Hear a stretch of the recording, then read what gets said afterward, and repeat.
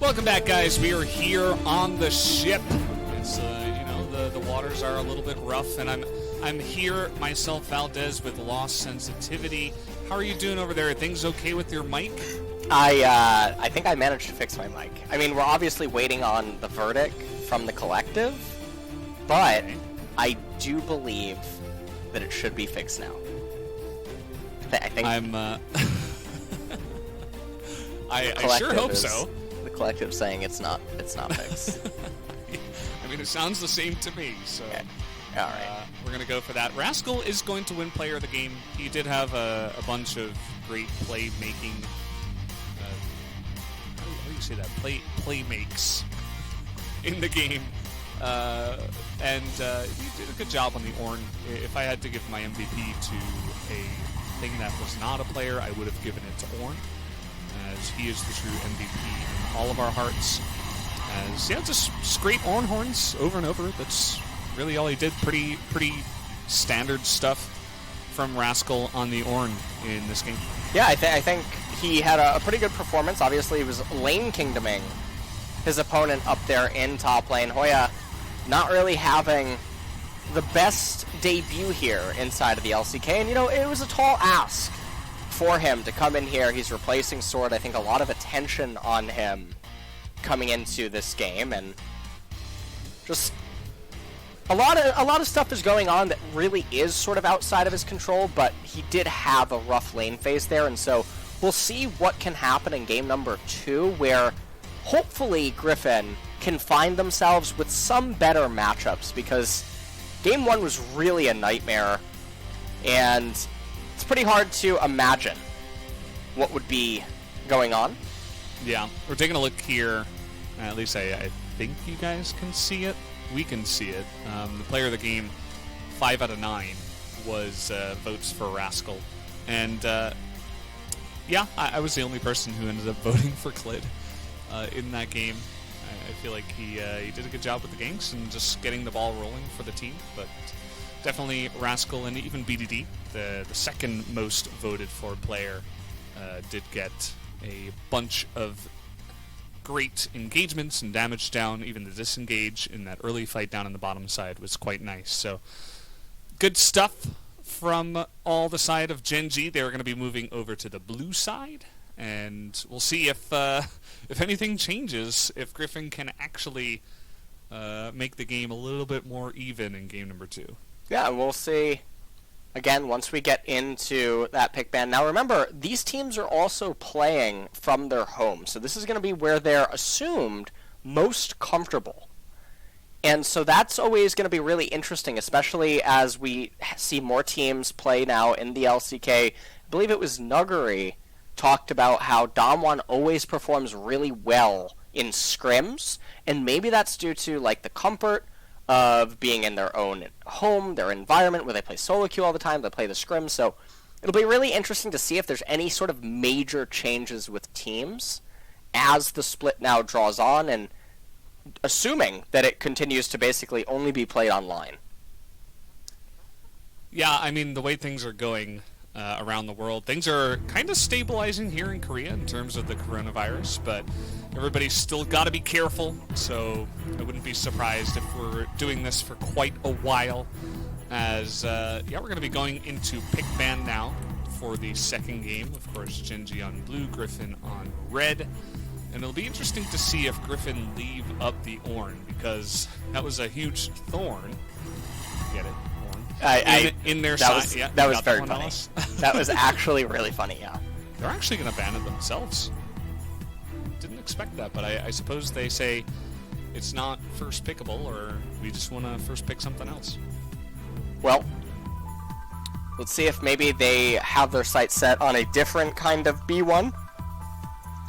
Maybe it's going to be the Kalista, and it is going to actually be that Kalista. It's going to get locked in there. Now, again, this is a triple flex champion. It's able to go mid, able to go top, able to go bot lane as well. As Griffin now, they're maybe looking to neutralize it, and Hoya is, honestly, he's talking a little bit of smack right there with the Teemo hover.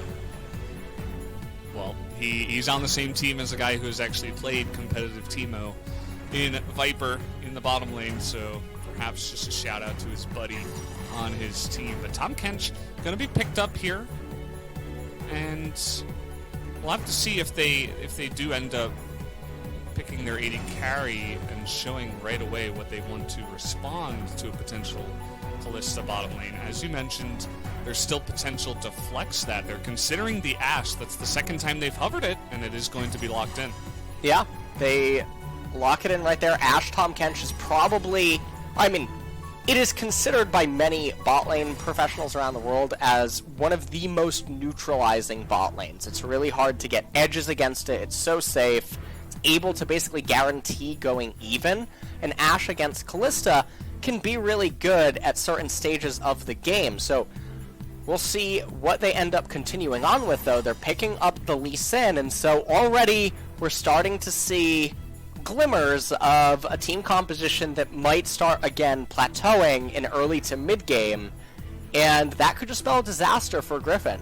They do have counter pick mid or top still available to them, given that they are on red side. We'll see what their next bans are going to be. It's going to be the Galio ban away, so they're really respecting this sort of tanky, durable Gen.G team composition, and probably just not wanting to go up against it again. Yeah, and they're going to ban that out for the second time. We'll see if their second ban on the second phase will mirror that ideology. You'll notice the LeBlanc gets banned out here. Obviously, a extremely high win rate pick in the LCK, and the Galio into it can be quite annoying. So another BDD pick is going to be banned away, same as game number 1 in the Zoe and Galio bans that do get targeted against BDD in the second phase. Now we'll just have to see what gets banned away here, as the Azir is going to be taken off the table, so we will be seeing BDD on a new champion in game number 2. See what they're going to end up picking here on R4. And they have 10 seconds left to decide. They're going to need a pick that ideally can be flexed both mid and top. The problem is that it can't be one that is weak against the Kalista. It's going to be Sylas. And this is a champion that... Okay, never mind. It's actually going to be Lucian. And so I mentioned early on, Hoya has played some Lucian in solo queue recently. But now the Kalista could just stay bot lane with the Taric, and then Gen.G can basically pick to just answer the Lucian flags. And honestly, a champion that I think a lot of people, it isn't in their mind right away, is Malphite. They have an Ashe, they have Lee Sin, Lucian's already picked up. I feel like this is honestly a really nice Malphite spot. We're probably not going to see it. I just want to throw it out there for you, Valdez, that he's a very underappreciated champion right now. Nico, instead, is going to be picked up, and that's not what I was expecting to see. Aurelia, one of the champions that actually can kill Lucian up in top lane, with the Blade of the Ruined King buff as well, able to itemize very effectively and come online a lot sooner than previous renditions of Aurelia builds. So it all basically comes down to if Aurelia can clip the Lucian with her flawless duet. And if Lucian falls behind even once, the lane phase just ends. Yeah, that is absolutely the case, but I think it is going to be Yukal on the Lucian here. Hoya maybe just going on to Comfort twice in a row with the Sylas as the final pick. But again, a lot of this stuff can be flexed, at least those two picks can be for Griffin, so we'll have to wait until 20 seconds to see what does get locked in. The Nico, obviously some changes on 10.5, comes out here for BDD. I feel like this is also one of those champions that it's been so long since we've seen Nico. I think it was spring of 2019 when she was played a bunch, or even when she came out as a champion, so... yeah, that's when she was initially really popular. Yeah, and she did get some buffs. I'm very surprised to see her again here, but I think her mid-ranginess as a champion is really good against the champs that Griffin had shown up until that point inside of the draft phase, and so I don't really mind it. She's able to get Zanya's Hourglass as well, probably going to be going Glacial Nico, and so another really powerful early to mid champion transition, which synergizes really well with the Aurelia, with the Kalista, does basically everything that you would want it to against Griffin's team comp. Whereas Griffin, once again, a very tall ask on them. Can Tarzan somehow manage to get his laners ahead, or can they manage to get ahead on their own accord, or manipulate their lanes to be favorable for him? If they don't do it, we're going to have a repeat of Game 1. Yeah, wouldn't be surprised to see that coming out here, as it looks like the teams are all ready to go. And we should be hopping onto Summoner's Rift here in just a moment. Gen.G up against Griffin once again, game number 2. And in fact, Hoya did end up jumping onto that Lucian in the top lane. That was eventually answered by Rascal in the draft. So I feel like the top lane, absolutely a fun matchup to watch. Also, the Nico coming back here. I'm sure a lot of people are going to want to see that. The Glacial Augment seems to be the standard pickup for the Nico. She has some pretty nice catch potential, especially if there are minions or multiple champions around for that nice empowerment. But we'll have to see how BDD does pilot this pick into the mid lane. Well, taking a look at the runes here in Genius Hunter on the Nico, that's for all of the active items that she will end up getting. And like you pointed out, the Glacial Augment on her as well, Magical Boots.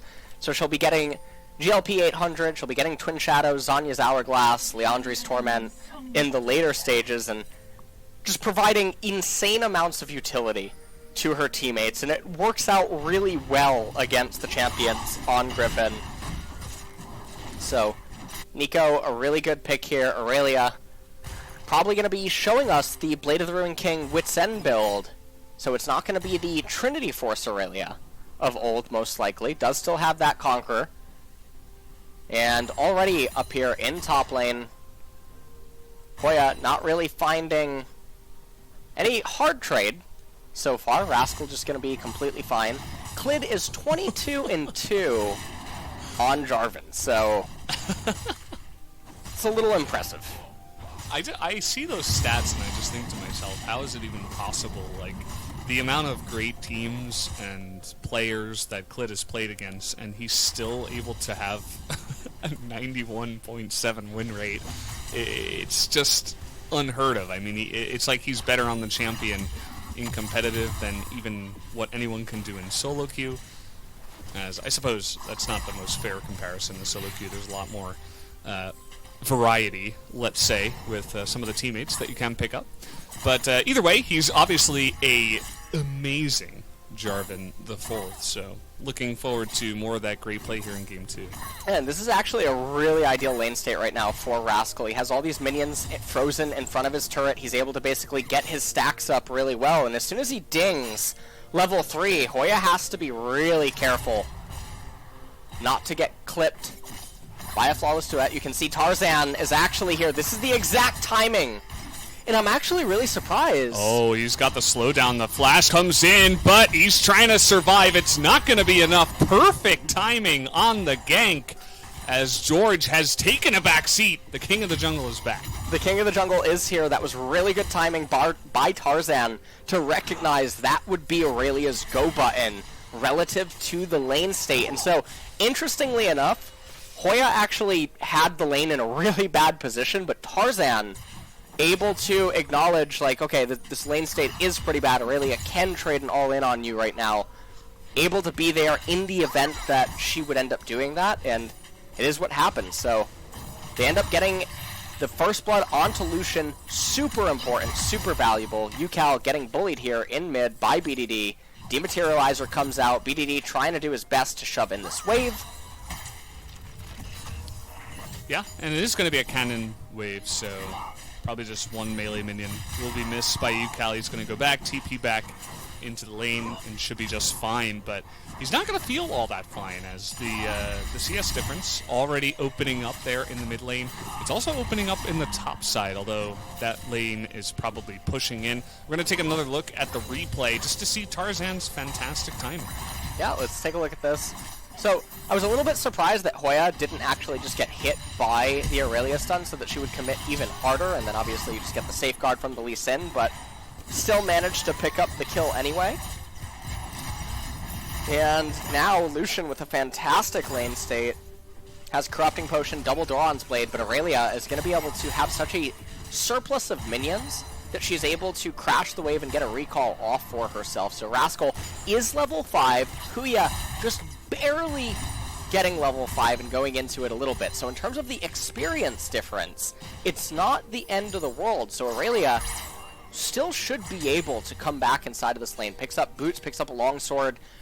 There's a lot of value in getting Ninja Tabi early on inside of this matchup, primarily because of the dual effectiveness against the Lucian and the Lee Sin. But now we're just going to be having ping pong in top lane. Ping pong, a fun sport. I wouldn't recommend doing it right now. Oh, a freeze? Well, as I do believe I need to step away for a moment. You take your time, you know. We're casting at home. We have a lot more freedom now. But either way, he does end up pushing it out a little bit fast because I think the melee minions got a little bit too close to the turret. But he puts the wave in a good spot either way. It's going to be able to slow push that one back out towards Hoya. But, you know, it's not very often that we do get to see freezes. So that's one F word that... we do get to say here as, okay, Pop Blossom going to come in, trying to go both ways. That's a little bit confusing, but easily able to turn it around. The Kingslayer, though, is going to help out so much for UCal, trying to do that damage onto Clid. He is going to have enough as Tarzan now on the chase, and the roam, actually, from Hoya is going to come in, and a double kill for Tarzan now, as this guy is really popping off. Yeah, and Hoya, with that roam, able to basically be there if they needed it for anything, and honestly... that heal on Silas, super insane. Also, a lot of animations were going off on the screen with the stolen Pop Blossom. But George of the Jungle, not here today. No, he played game 1, and they saw the way it went, and they sent him on a bus out of the team house. They allowed Tarzan to come sit right back down, as he might have just snuck into that brush there. But either way, we are going to take another look here at the replay. Yeah, and so we just take a look at what ended up happening. Clid was able to get here, but they didn't have the damage before UCal got the next activation. And ultimately the healing off. That was such a close trade that really changes the entire face of this game. This is a ton of XP that goes over to UCal. It's a ton of gold. It's just a massive tempo swing. But all things considered, they did pick up the Infernal Dragon. However, the CS differential in mid lane, as well as even in top lane, the fact that Rascal has an advantageous lane state in this matchup, has the lane coming into him. Hoya missing some of his HP, about 50% Monty, does still have double Corrupting Potion, but this is still really scary for Griffin. They're not out of the woods yet by any means. They still need to get a lot more advantages in this game to make it work. Absolutely. This is the beginning of what a win with this composition looks like, but it's not the end. We have to wait until the end of the story to see if they actually do pilot it all the way up until the end. As Tarzan now thinking about Shelly, but eventually forgets about those thoughts, is going to move away. Rascal, he's had a hard time. This time he delays it, but the flash against the ultimate is going to be perfect, and now the culling comes out and forces the flash away from Rascal. Great just individual mechanical play there from Hoya after Rascal tricks him. Just a absolutely awesome display of League of Legends. Yeah, and Hoya manages to outplay that. Ends up winning out in the end. Tarzan, he is going to be repelled, it seems, off of the Rift Herald. We'll see if he actually reactivates here.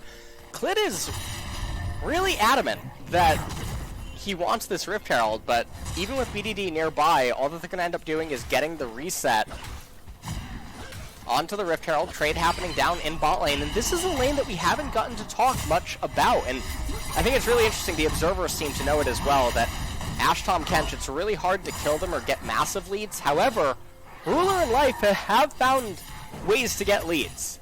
20 CS advantage. I mean, we'll see how much CS Viper ends up getting here. He should be able to get all of that at the very end. So it's not quite going to be 20. It should probably be more like 10 at the very end of this. As you can also see a rotation coming out of Ruler and Life. They're trying to get over to the Rift Herald. Now remember, they just lost a wave in bot lane in order to do this. So subtract the Rift Herald gold that was just gained by Jarvan from the wave that they just missed in bot lane, and all things considered, it ends up being a win right now for Griffin in terms of XP and gold, and we'll have to see what Gen.G manages to do with the Rift Herald. Yeah, I mean, if they do drop it down a bit earlier than before the plates go down, obviously it's going to be quite nice to bolster some of their gold, but the XP and just giving Viper and Iroh room to breathe, I feel like is also a bit underrated. If you're dominating a lane, you're pushing them under turret over and over again, it alleviates a lot of pressure when you just leave all of a sudden. So they're able to go back, get a really nice back, they are able to get some XP ahead, as you mentioned, and they're just, you know, even Iroh's able to come up here and help out his team a little bit, perhaps put down some vision. Just all these little things that will go the way of the bottom lane for Griffin after that play. So they're sitting pretty after the initial plays in this game. Rascal trying to take good trades here against Hoya. You'll notice he is ahead on XP, and so far the trades have been pretty nice after that initial trade where he nearly died earlier on. Not too much happening aside from this. However, Mountain Dragon coming up in 50 seconds. If Aurelia was going to recall and try to run down to the Dragon, now would be the time to do it after pushing in this wave. Double Bilgewater Cutlass and Berserker Greaves on both of these 80 carries right now. Ruler and Life are the ones with priority. Tarzan up in top lane. A little bit perplexing that Rascal would want to be staying inside of this lane instead of having just hard crashed it, recalled, and ran to the Drake. And so we'll have to see how this all plays out now. Silas has the Proto Belt complete. GLP 800 still going to take a little bit more time. You can see UCal being very respectful of Nico inside of this lane. Tarzan in somewhat close proximity to mid. We'll see if they're just going to rotate and try to immediately take this. This is really scary. Silas is very strong. And they are going to go for the root first, saying that's the way they want to go for it. And it does land. Clid, though, stuck in here trying to bait UCal into the fight. It does work out as they are able to garner his flash from that one. And you were talking about good timings to put down the Rift Herald. This is about as perfect as it gets. Yeah. This is a pretty immaculate transition here. Life and Ruler, they were already able to rotate. They had the priority down in bot lane. And now getting all of the turret plates in mid, Gen.G recapturing the gold advantage. And Mountain Dragon, it does look like Griffin would be the ones to get it. So if Ocean Drake ends up spawning next, that actually is a real legitimate chance for Griffin to get back into this game. They're going to take an Abyssal Voyage back down to bot lane to try to reduce the chance that they would miss any CS. They're going to push that in, get a really nice recall timer off, and well, Gen.G just got bailed out by Dragon RNG. Yeah. No Ocean Drake coming up here, but here's that replay once again. And the replay, Nico just with a really good setup initially. UCal and Tarzan were both approaching that blindly. UCal not able to really do anything. He ended up getting the Cataclysm off of the Jarvan. And so now, meanwhile, up here back in top lane, Rascal, he has yet to lose a turret plate or anything meaningful. And so, all things considered, yes, Rascal did die. Yes, First Blood did go over to Hoya. But, meaningfully, nothing was really achieved. And so this Lucian is going to probably feel like a bit of dead weight once we now transition out of early game into mid. And things are going to start getting a little bit rough. Griffin, they started off fantastically. Tarzan was basically getting everything going. And laners weren't able to really do too much off of the small victories that they did get, and they just got slowly outplayed. So Gen.G, they find themselves in a really comfortable advantage right now. Yeah, that's what I was talking about. You know, they can start it off well, but if the story falls apart halfway through, it's not going to be looking too good. As looking for that stun onto Hoya, he's not going to dash until the end, and you can see that I think Clid was waiting for it, but kind of a mix-up in terms of the mechanics there from Hoya catches him off guard. So Jarvan, I suppose those two words are kind of similar. He's just going to kind of AFK up there and then go for a recall. And I really like the story that Gen.G was telling. Basically making it look as much as possible like there's no way that Clid is actually here. With the way that they've been playing the lane out, the way that they just moved all together, the way the combo came out, etc. Probably not very believable that Jarvan could be here. Now, Hoya could maybe think that Jarvan is around now, because so much time has transpired, they don't see him anywhere else on the map. Okay, you finally went for it. There's no stun available, but we do have that ultimate out of the Aurelia, and that is going to be enough damage that comes down onto Hoya. He decides, what is Flash? I don't need that. I'm going to die anyway. And so he doesn't bother to use that summoner, and he will go down. And I suppose all of that AFKing and waiting around actually turns out pretty nicely for the top lane. Yeah. And now Aurelia really far ahead of the Lucian, all things considered. Rascal gonna shove in this wave. Hoya does not have teleport available, so it's gonna be Tarzan that's left to pick up the remnants of the wave. Sylas in mid lane not really able to achieve all that much. Shirley is available for whichever team wants to capture it. Clid as well has a full camp, or basically every single camp is up. He's able to just transition right now into full clearing, and this is where the game can enter a lull state if Gen.G wants it to. There's no more turret plates, there's no meaningful objective up. Sure, Shirley is available, but what does that really mean when all the turrets on Gen.G are full health? It is so hard for Griffin to siege a turret. How can they do that with a Lucian, an Ashe, a Sylas, Lee Sin, and a Tahm Kench? How can they actually split push when their split pushers lose to Aurelia at this stage of the game? There's just not a whole lot of options for them, and they're going to eventually just be reduced to shooting Ashe arrows and pray. Yeah, and we have seen that before. It doesn't tend to work out too well in the LCK when we do see these kind of compositions get behind, but you're absolutely right. I mean, highlighting that Aurelia pick up against the two split pushers, she's going to be really good against both of them. As 대답을 해줘. K 있어, K. 핑 하나 줄게요. listening in. 여기 있다, 얘네. 나이스! 대답해줘, 대답. 대답 잘해줘. 의장 풀 Answer well or something like that. Probably mishearing that. The voices were very low in my headset. But either way, a big nice comes out from the side, and that's all you guys really do need to know. As, yeah, they take the bottom turret. They have this Aurelia that was a response to both of the split pushers that were shown before the Aurelia was even picked. And then they say, well, let's just sit back and hang out and scale up. And you know what? I can think of no one more I would rather sit back and hang out with right now, Valdez, than the Collective. You probably thought I was going to say you. No, so I was leading you on right there. I knew absolutely you would never say that. I've known you for a long time. I've heard that one before. Didn't catch me off guard this time. But, not a big deal. Yeah, we got the Collective. That's all we need. And looking to follow up engage here. The Devourer is down, and that is when they're going to go. Just kiting down Iroh as the Fate's Call is going to come in. Life is unsure about what to do. Decides, okay, I'll just back away from this one.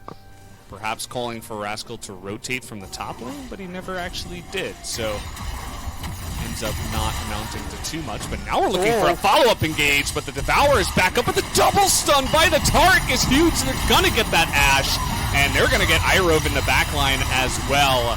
The Taric ultimate keeping everybody safe and sound, and a clean 3-for-0. Probably going to be even more as the slow is going to come down onto Tarzan here. Nice little kick.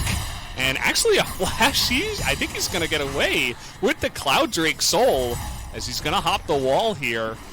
Was considering queuing back to potentially get in there. Oh, he sticks around and then he just gets flashed on by BDD.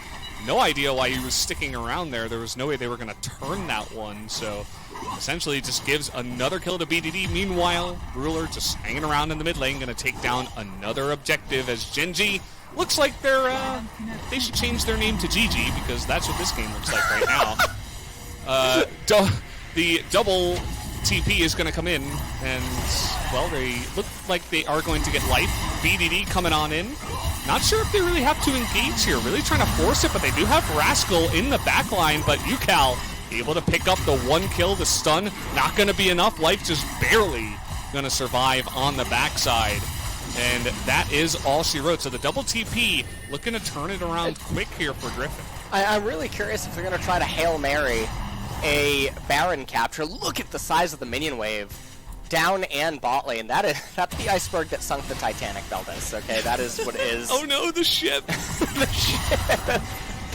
I am not sure that they're going to make it down to that bot wave, but we see the team fight end up brewing, and the real question is, what is Griffin fighting over, right? We talked about this a couple of minutes ago. They look for a team fight here in a wide open area, and their champions aren't really suited to win at this stage of the game, so things get a little bit ugly for them. BDD comes in here with the Pop Blossom, tries to lock up and do a lot of damage, but everyone on the side of Gen.G really needed a reset. All the camps are up, they're all stockpiling a lot of gold, and so this was a really good collapse attempt by Griffin to try to get something back going for them inside of this game.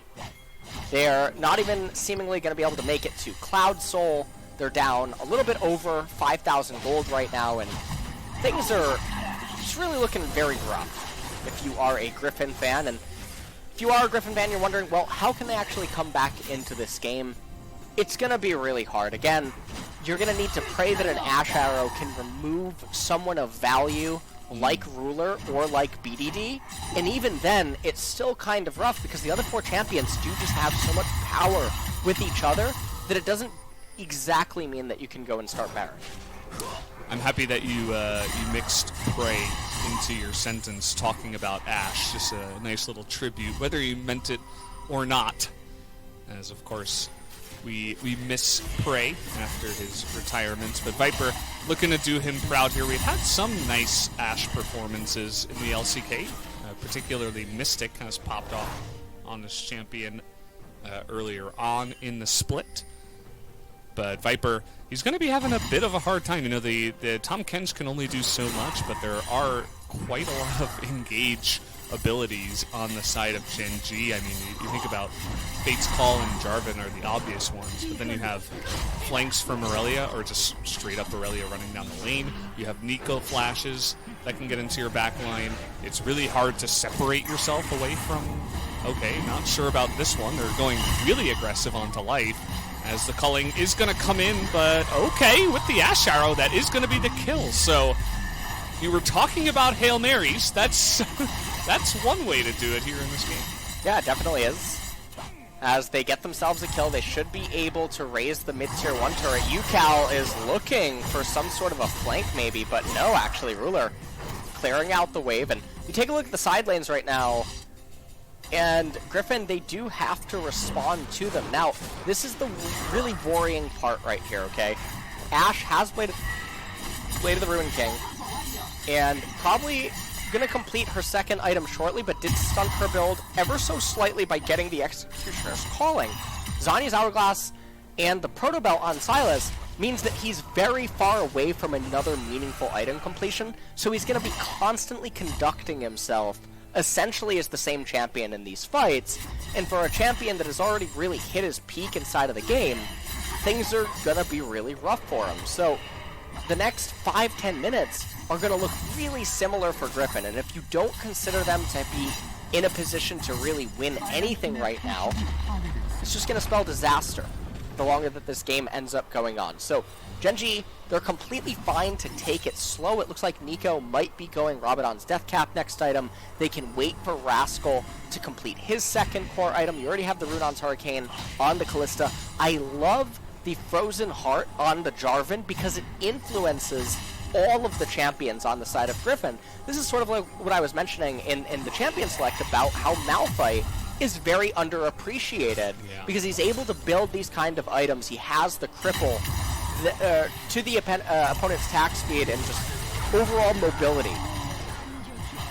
Okay, Ash Arrow is going to come in. Great engage follow-up by Tarzan as Life is going to bite the dust once again. Slow's coming down onto Ruler. Has to flash to get out of that one. as finally we're talking about Ash Arrows in terms of engages. They get the 1 kill, and without the Ornn, it's definitely harder for Gen.G to force fights even when they are ahead. So it's definitely a much more effective pick, I'd say, here in this game number 2. It's right before the Cloud Drake. They're able to come on over here and they can threaten the Cloud Soul. Obviously, not the best soul in the game. It's actually the worst. But either way, it's still going to be a nice little objective that Griffin can slowly pick away at here. Yeah. So we'll see what they can manage to do. You can see Ruler and Life actually getting just a little bit over-eager. An Insect by Tarzan, removing Life from the equation. And BDD just trying to slow up everyone that he can. And this game is really going a bit different than I think some people would have expected after that mid-game blowout that initially occurred. And 5,000 gold advantage here for Gen.G still. We're going to have another team fight. Yeah, they get the slow here onto Irove. He is a big boy at Tom Kent. Do they have the damage to chip away at him? Clid is going to go deep and pick it off. Nice Cataclysm into Stopwatch in the backline, and now with Rascal here, and the follow-up engage from Clid is just unbelievable. That is going to be the sweep right there. The ace comes in for Gen.G, and they're going to win the game right now. Yeah, this is it. This is absolutely how this game is going to end, and I can't believe it. Mostly because everything was just going so slow, and then for it to end like that, not over an objective, not over anything meaningful, but just because someone was up a little bit too far, and then this happened. It's all because of Sir Thomas Kench. I think he was trying to bring him to the ship. No one wanted to go. Yeah. You know, you got to be careful who you bring to the ship. It can be pretty dangerous, and we saw that actually happen there. So GG, Gen.G is going to win 2-0 over Griffin tonight, as it is the result that we expected, but it was a couple of games that were especially clean and just quick as well. You know, you sometimes have teams that are better than other teams and they win slowly, you know, over 40 minutes, but this is kind of a new look to Gen.G, who used to be that kind of team that took longer to slowly chip away at games, but with Clid in the lineup and his Jarvan that game, absolutely should be the player of the game. I mean, they hit fast, and it seems like they're just really smart in the way they play as well. So Gen.G, clean win here tonight. Yeah, and Clid does get his 23rd win on Jarvan. And he had a really good performance. I agree with you as well. I would find it pretty hard to believe that he doesn't get the MVP performance. Upcoming Life Pog. Yeah. He was so aggressive.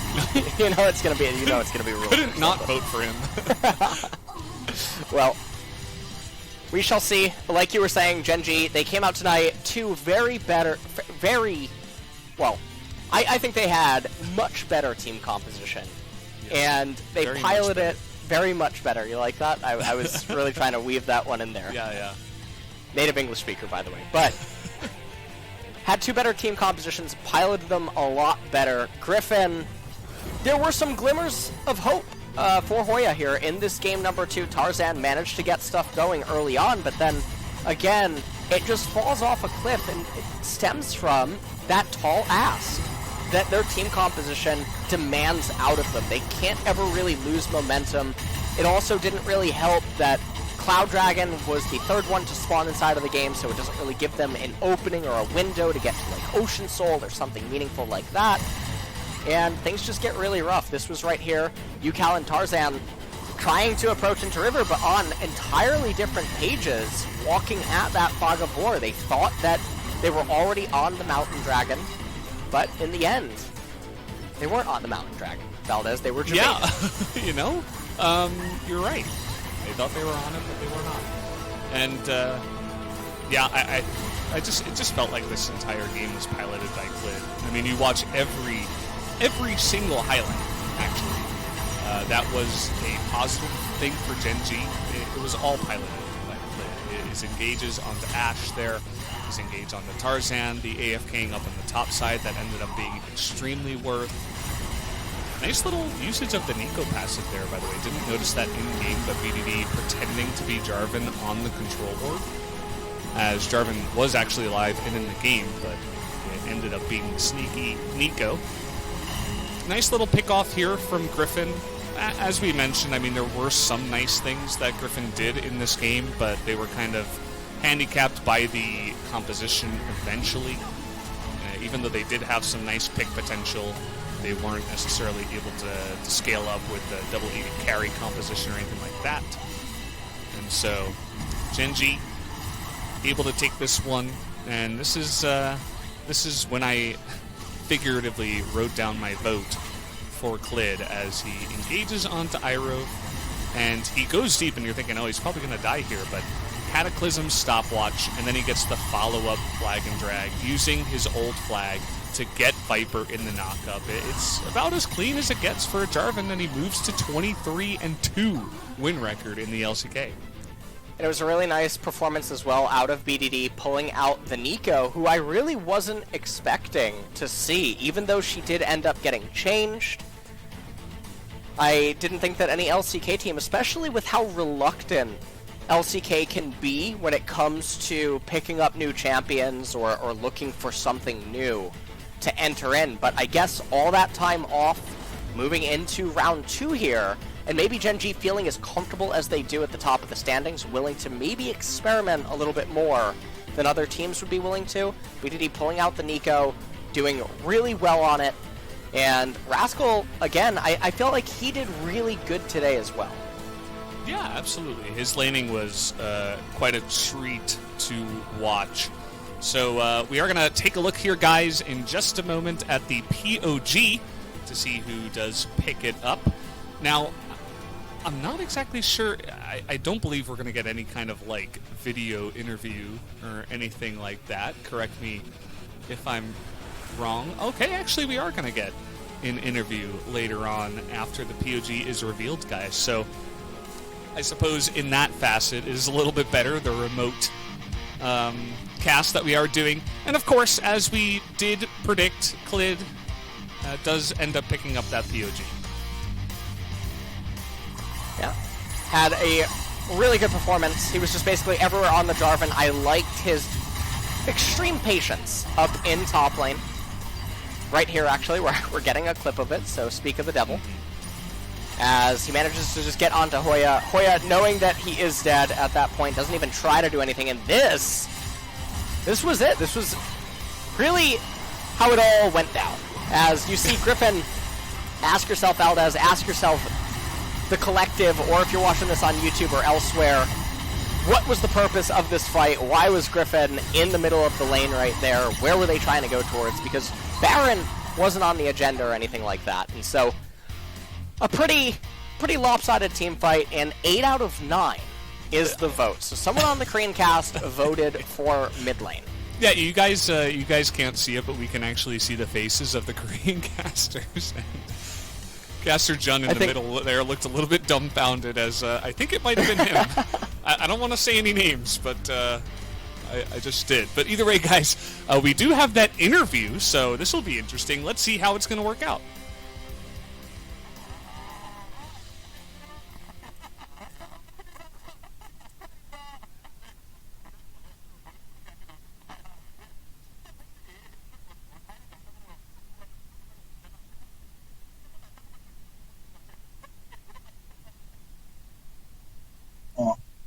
안녕하세요.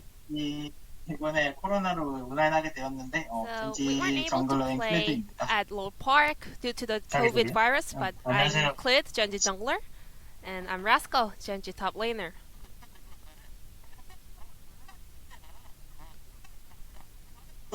어떤 느낌상의 변화가 있었습니까? 어땠습니까? So 실제 how was 롤파크에서 하는 playing 거랑 at your 본인 own 숙소, facility, 우리 창담동 아니에요. your gaming 거기 하는 house? 건 어떤 느낌이었어요? Is it different. 일단 뭐 편안한 느낌은 I 있는 mean, 것 같고요. 근데 it is 아직 indeed a little bit 경기 more comfortable. 현장감이나 그런 거는 아직 But you know, 좀 we 적응이 안 cannot 된 것 같아가지고 kind of get 좀 많이 used to 해봐야 the 좀 new 적응될 것 같아요. atmosphere playing at our 예. own 아까 gaming 그 house, so we 경기 have to 매치 adapt to 소개할 this. 때 제가 그런 말씀을 팬 여러분께 So before 드렸었거든요. going into the 요즘 match, I 젠지가 actually mentioned that 스크림에서 다 Gen.G 때려부수고 nowadays, 다닌다. they 그런 are the real 썰이 scrim gods. 들려오더라. 스크림 I've been 둘을 hearing a 이미 lot of 수사하겠다. rumors 뭐 and 이런 얘기를 제가 sources 관계자에 about Gen.G, 들었거든요. how strong 그거에 they 대해서 are. 혹시 해줄 수 있는 말씀 So, any 있으실까요? comment about that?